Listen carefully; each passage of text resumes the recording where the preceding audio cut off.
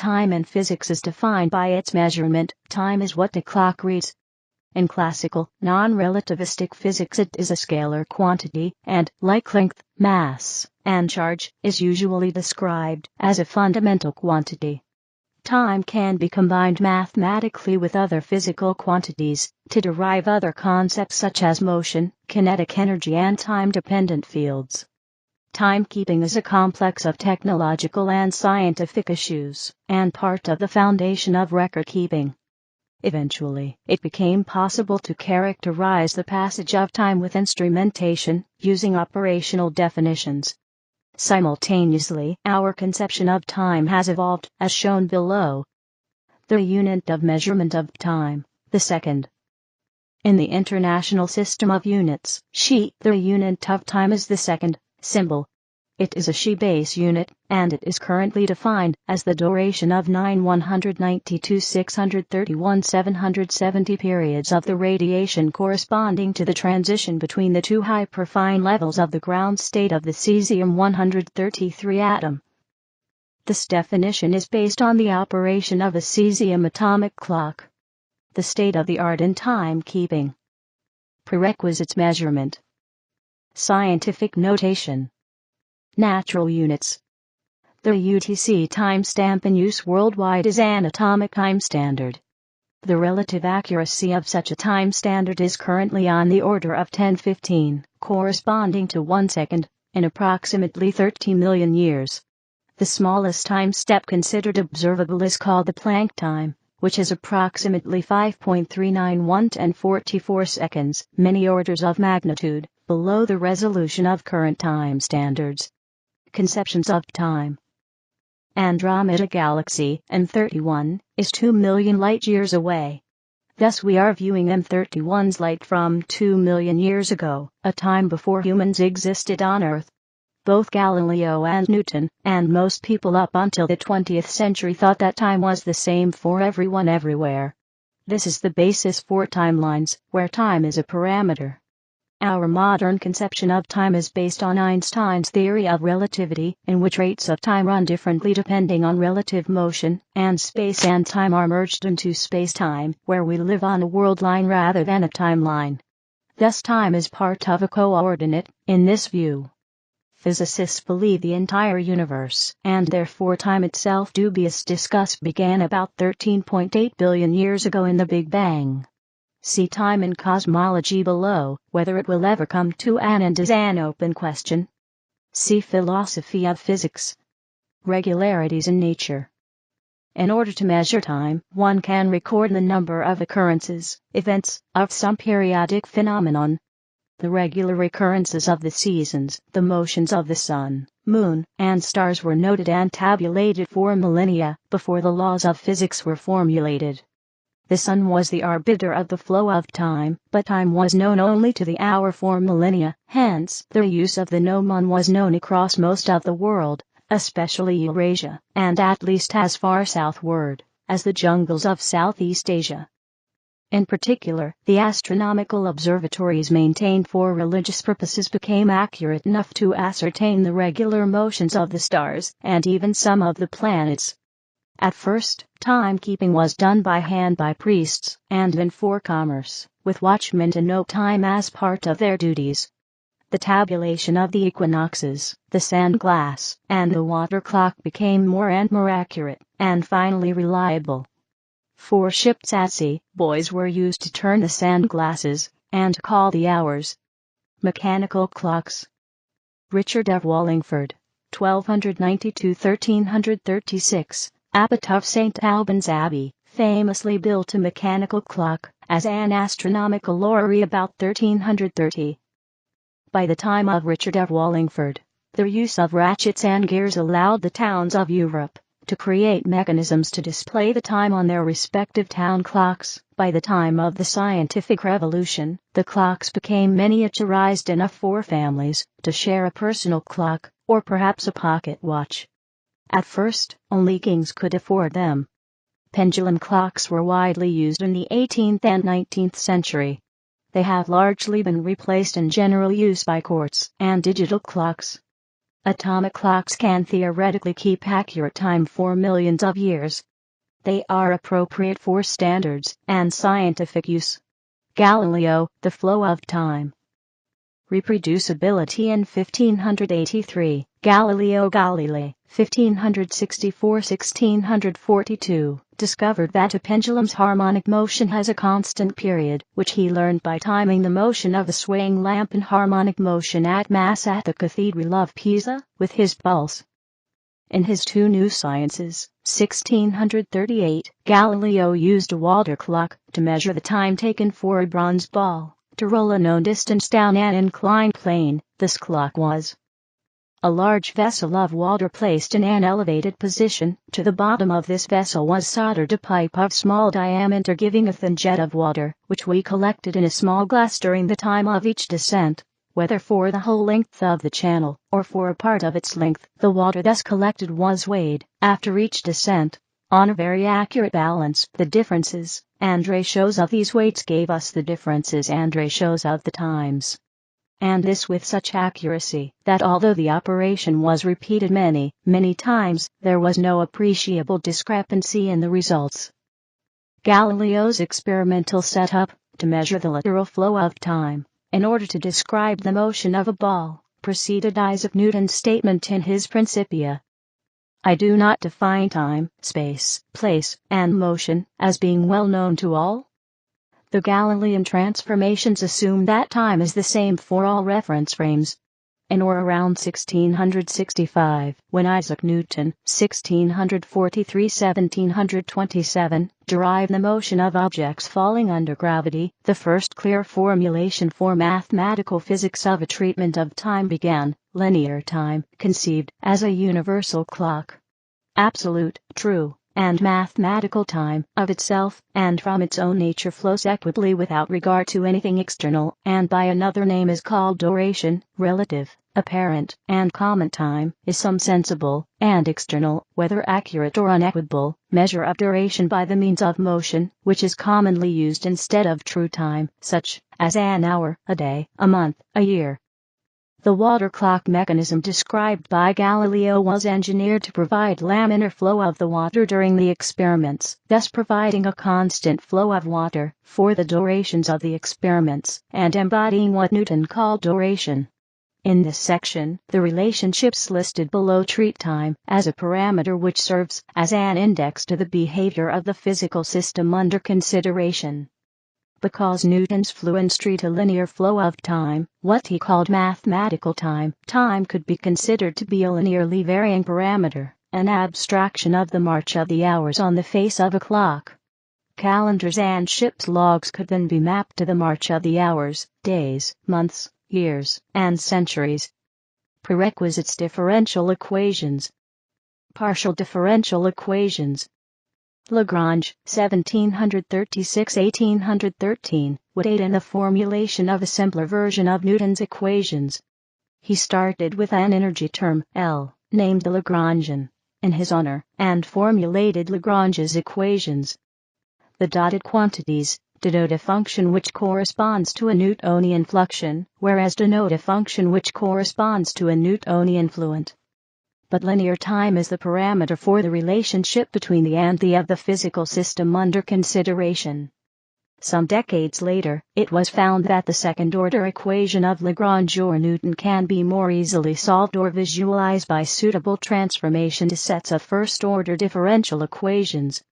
Lagrange's equations can be transformed, under a Legendre transformation, to Hamilton's equations, the Hamiltonian formulation, for the equations of motion of some conjugate variables p, q, for example, momentum p and position q, is prerequisites operators. Poisson brackets. In the Poisson bracket notation, and clearly shows the dependence of the time variation of conjugate variables p, q on an energy expression. This relationship, it was to be found, also has corresponding forms in quantum mechanics as well as in the classical mechanics shown above. These relationships bespeak a conception of time which is reversible. Thermodynamics and the paradox of irreversibility. By 1798, Benjamin Thomson, 1753–1814, had discovered that work could be transformed to heat without limit, a precursor of the conservation of energy, or first law of thermodynamics. In 1824, Sadi Carnot, 1796–1832, scientifically analyzed the steam engines, with his Carnot cycle, an abstract engine. Rudolf Clausius, 1822–1888, noted a measure of disorder, or entropy, which affects the continually decreasing amount of free energy which is available to a Carnot engine in the second law of thermodynamics. Thus the continual march of a thermodynamic system from lesser to greater entropy, at any given temperature, defines an arrow of time. In particular, Stephen Hawking identifies 3 arrows of time. Psychological arrow of time, our perception of an inexorable flow. Thermodynamic arrow of time, distinguished by the growth of entropy. Cosmological arrow of time, distinguished by the expansion of the universe. Entropy is maximum in an isolated thermodynamic system and increases. In contrast, Erwin Schrödinger, 1887–1961, pointed out that life depends on a negative entropy flow. Ilya Prigogine, 1917–2003, stated that other thermodynamic systems which, like life, are also far from equilibrium can also exhibit stable spatio-temporal structures. Soon afterward, the Belousov-Zapadinsky reactions were reported, which demonstrate oscillating colors in a chemical solution. These non-equilibrium thermodynamic branches reach a bifurcation point, which is unstable, and another thermodynamic branch becomes stable in its stead. Electromagnetism and the speed of light. In 1864, James Clerk Maxwell, 1831–1879, presented a combined theory of electricity and magnetism. He combined all the laws then known relating to those two phenomena into 4 equations. These vector calculus equations, which use the del operator, are known as Maxwell's equations for electromagnetism. In free space, that is, space not containing electric charges, the equations take the form, using SI units. Prerequisites vector notation. Partial differential equations, where 0 and 0 are the electric permittivity and the magnetic permeability of free space. C equals is the speed of light in free space, 299–792–458 m/s. E is the electric field. B is the magnetic field. These equations allow for solutions in the form of electromagnetic waves. The wave is formed by an electric field and a magnetic field oscillating together, perpendicular to each other and to the direction of propagation. These waves always propagate at the speed of light c, regardless of the velocity of the electric charge that generated them.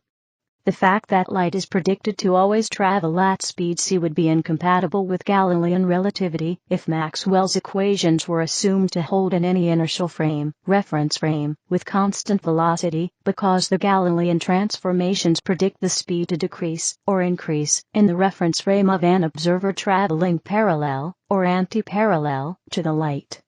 It was expected that there was one absolute reference frame, that of the luminiferous ether, in which Maxwell's equations held unmodified in the known form. The Michelson-Morley experiment failed to detect any difference in the relative speed of light due to the motion of the Earth relative to the luminiferous ether, suggesting that Maxwell's equations did, in fact, hold in all frames. In 1875, Hendrik Lorentz, 1853–1928, discovered Lorentz transformations, which left Maxwell's equations unchanged, allowing Michelson and Morley's negative result to be explained. Henry Poincare, 1854–1912, noted the importance of Lorentz transformation and popularized it. In particular, the railroad car description can be found in Science and Hypothesis, which was published before Einstein's articles of 1905. The Lorentz transformation predicted space contraction and time dilation. Until 1905, the former was interpreted as a physical contraction of objects moving with respect to the ether, due to the modification of the intermolecular forces of electric nature, while the latter was thought to be just a mathematical stipulation. Albert Einstein's 1905 special relativity challenged the notion of absolute time, and could only formulate a definition of synchronization for clocks that mark a linear flow of time. If at the point A of space there is a clock, an observer at A can determine the time values of events in the immediate proximity of A by finding the positions of the hands which are simultaneous with these events. If there is at the point B of space another clock in all respects resembling the one at A, it is possible for an observer at B to determine the time values of events in the immediate neighborhood of B. But it is not possible without further assumption to compare, in respect of time, an event at A with an event at B. We have so far defined only an A time and a B time. We have not defined a common time for A and B, for the latter cannot be defined at all unless we establish by definition that the time required by light to travel from A to B equals the time it requires to travel from B to A. Let a ray of light start at the A time t from A towards B, let it at the B time tb be reflected at B in the direction of A, and arrive again at A at the A time ta. In accordance with definition, the two clocks synchronize if we assume that this definition of synchronism is free from contradictions and possible for any number of points, and that the following relations are universally valid. 1. If the clock at B synchronizes with the clock at A, the clock at A synchronizes with the clock at B. 2. If the clock at A synchronizes with the clock at B and also with the clock at C, the clocks at B and C also synchronize with each other. Albert Einstein, on the electrodynamics of moving bodies. Einstein showed that if the speed of light is not changing between reference frames, space and time must be so that the moving observer will measure the same speed of light as the stationary one, because velocity is defined by space and time, where r is position and t is time. Indeed, the Lorentz transformation, for two reference frames in relative motion, whose x-axis is directed in the direction of the relative velocity, prerequisites algebra, trigonometry, can be said to mix space and time in a way similar to the way a Euclidean rotation around the z-axis mixes x and y coordinates. Consequences of this include relativity of simultaneity. Event B is simultaneous with A in the green reference frame, but it occurred before in the blue frame, and will occur later in the red frame. More specifically, the Lorentz transformation is a hyperbolic rotation, which is a change of coordinates in the four-dimensional Minkowski space, a dimension of which is ct. In Euclidean space, an ordinary rotation is the corresponding change of coordinates. The speed of light c can be seen as just a conversion factor needed, because we measure the dimensions of space-time in different units. Since the meter is currently defined in terms of the second, it has the exact value of 299,792,458 m/s. We would need a similar factor in Euclidean space if, for example, we measured width in nautical miles and depth in feet. In physics, sometimes units of measurement in which CE equals 1 are used to simplify equations. Time in a moving reference frame is shown to run more slowly than in a stationary one by the following relation, which can be derived by the Lorentz transformation by putting x equals 0 equals t, where is the time between two events, as measured in the moving reference frame, in which they occur at the same place, e.g. 2 ticks on a moving clock. It is called the proper time between the two events. T is the time between these same two events, but as measured in the stationary reference frame. V is the speed of the moving reference frame relative to the stationary one. C is the speed of light. Moving objects therefore are said to show a slower passage of time. This is known as time dilation. These transformations are only valid for two frames, at constant relative velocity. Naively applying them to other situations gives rise to such paradoxes as the twin paradox. That paradox can be resolved using, for instance, Einstein's general theory of relativity, which uses Riemannian geometry in accelerated, non-inertial reference frames, employing the metric tensor which describes Minkowski space.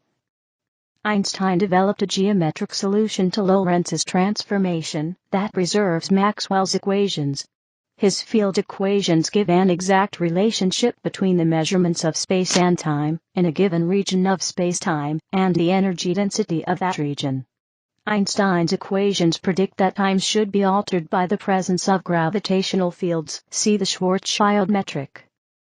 Where is the gravitational time dilation of an object at a distance of?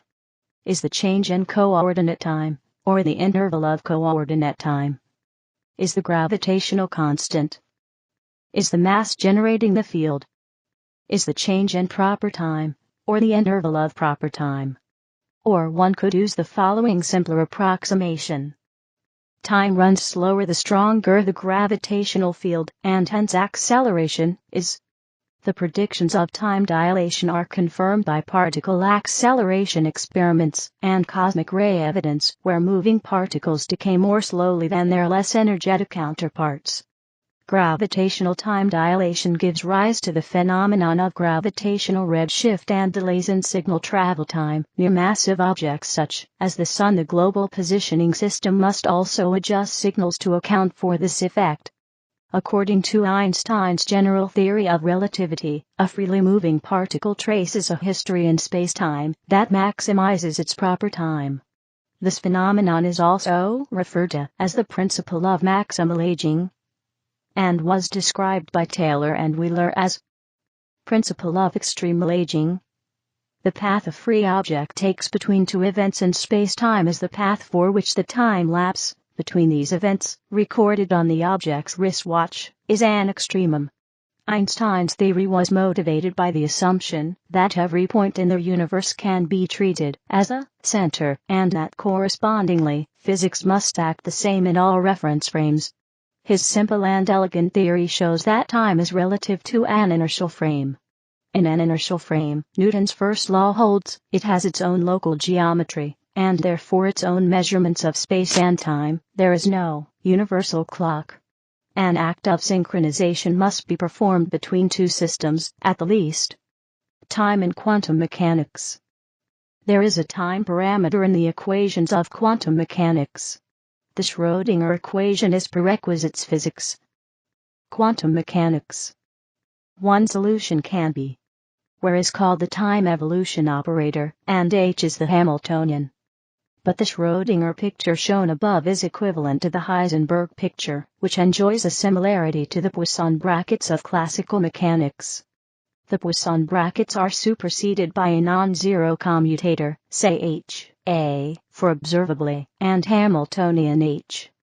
This equation denotes an uncertainty relation in quantum physics. For example, with time, the observably, the energy E, from the Hamiltonian H, gives. Where is the uncertainty in energy? Is the uncertainty in time? Is Planck's constant? The more precisely one measures the duration of a sequence of events, the less precisely one can measure the energy associated with that sequence, and vice versa. This equation is different from the standard uncertainty principle because time is not an operator in quantum mechanics. Corresponding commutator relations also hold for momentum p and position q, which are conjugate variables of each other, along with a corresponding uncertainty principle in momentum and position, similar to the energy and time relation above. Quantum mechanics explains the properties of the periodic table of the elements. Starting with Otto Stern's and Walter Gerlach's experiment with molecular beams in a magnetic field, Isidor Rubby, 1898-1988, was able to modulate the magnetic resonance of the beam. In 1945, Rubby then suggested that this technique be the basis of a clock using the resonant frequency of an atomic beam. John Cramer is preparing an experiment to determine whether quantum entanglement is also non-local in time, as it is in space. This can also be stated as sending a signal back in time. Kramer has recently published an update indicating that the final experiment will take more time to prepare. Dynamical systems. See dynamical systems and chaos theory, dissipative structures. One could say that time is a parameterization of a dynamical system that allows the geometry of the system to be manifested and operated on. It has been asserted that time is an implicit consequence of chaos, i.e. non-linearity/irreversibility, the characteristic time, or rate of information entropy production, of a system. Mandelbrot introduces intrinsic time in his book Multifractals and 1/F noise. Signaling. Prerequisites electrical engineering. Signal processing. Signaling is one application of the electromagnetic waves described above. In general, a signal is part of communication between parties and places.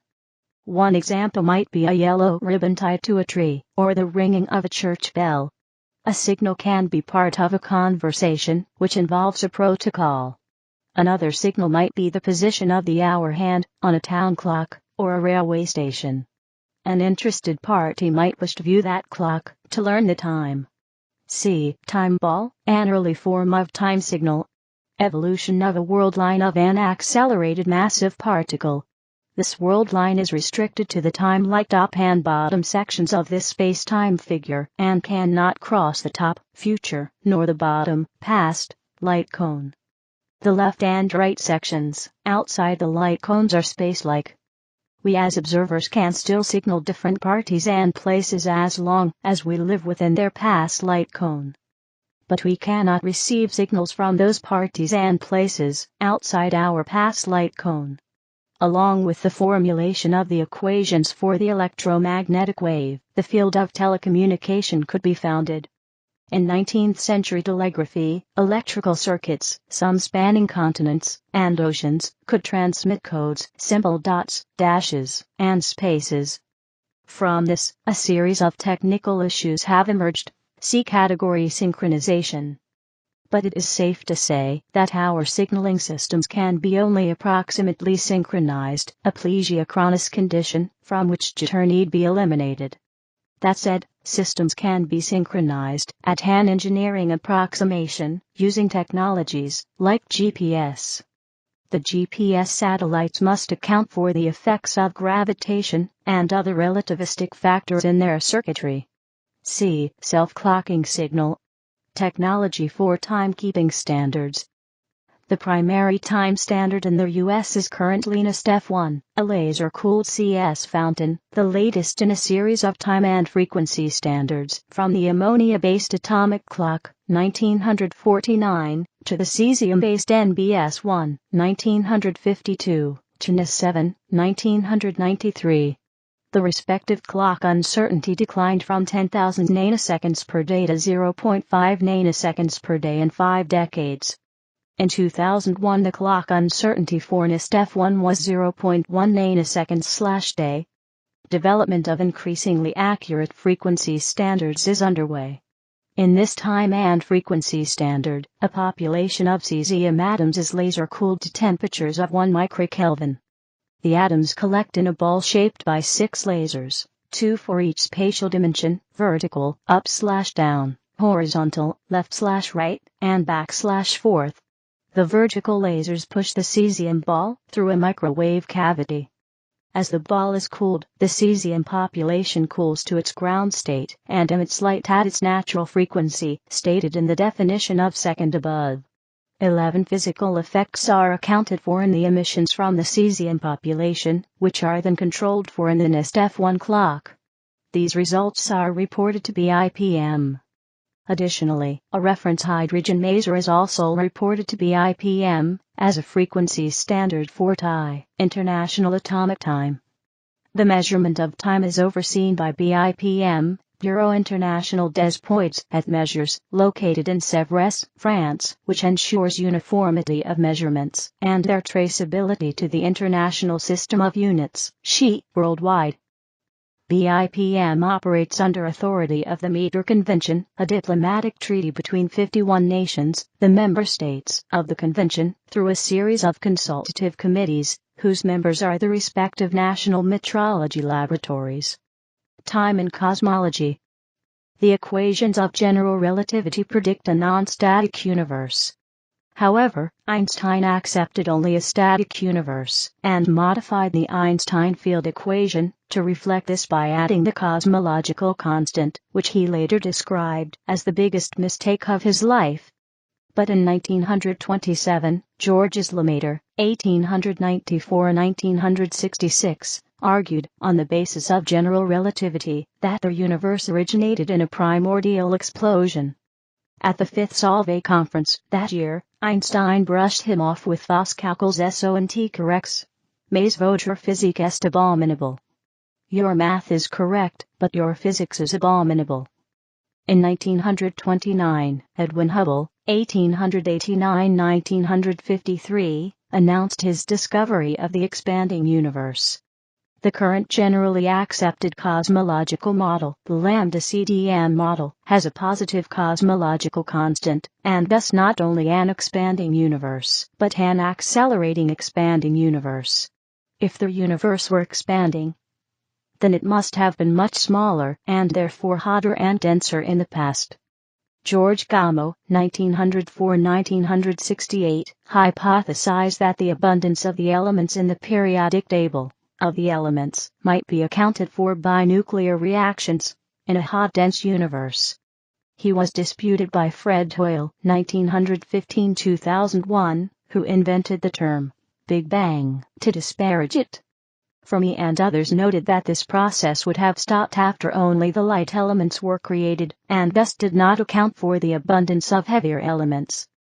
Wmap fluctuations of the cosmic microwave background radiation. Gamow's prediction was a 510 Kelvin blackbody radiation temperature for the universe after it cooled during the expansion.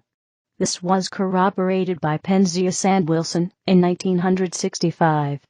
Subsequent experiments arrived at a 2.7 Kelvin temperature, corresponding to an age of the universe of 13.8 billion years after the Big Bang.